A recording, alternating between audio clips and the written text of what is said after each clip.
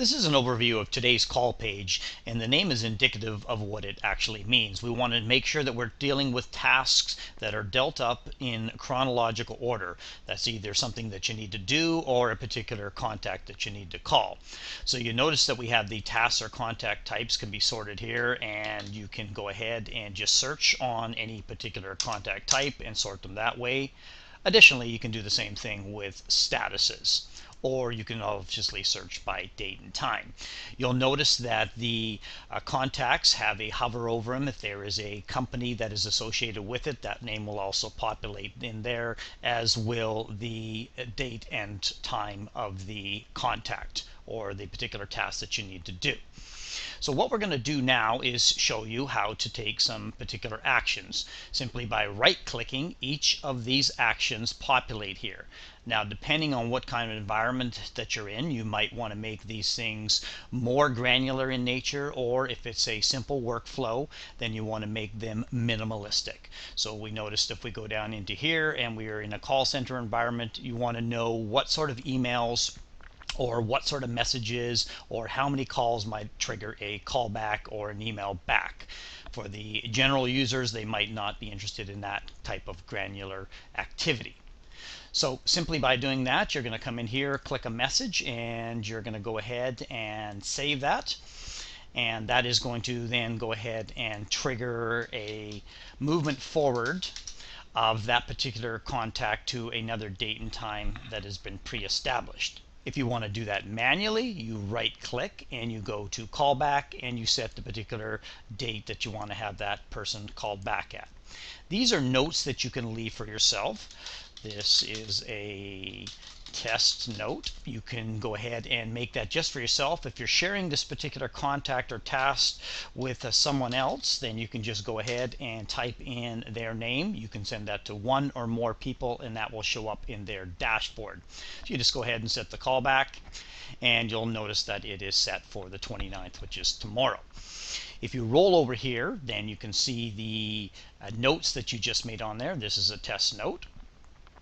And another interesting feature is if you click on this, this will actually open up the notes that you've made, and if you want to go in and edit them, provided that you have the capacity to do so, you can update or delete them. This is an administrator rights. History is here for you, so you can see what particular action or emails or other things that were sent out at any given point in time, and tracking who was the user that actually performed the action. If you notice up on the right-hand top corner, we have a notification bar here. This is for the notes that you're sharing back and forth between individuals, and you can simply come in here and reply to those notes and they will disappear. You also know when partners accept tasks or contacts from you, and you can also see the status changes that these go through at any given point in time. So regardless of what your workflow is, it's always going to be right before you on the dashboard. An additional service that we offer is click to dial. By simply clicking on the phone number, it will launch a dialer, and you'll be able to dial the person and expedite your communication with them. By left-clicking on the contact, it opens the contact up. You can go in and see additional features in there and add or edit. In the contact page, you'll see if this has been shared with any individuals or not, and it has been shared with one individual. You can come in here again, see the notes, the history, and again, any particular forms that you want to see that might be tied to this particular contact or task type. Uploading of files and sharing files with your peers or partners is also easy to do within the contact. Again, this collaboration back and forth between individuals, this is the entire focus of the Pushit platform.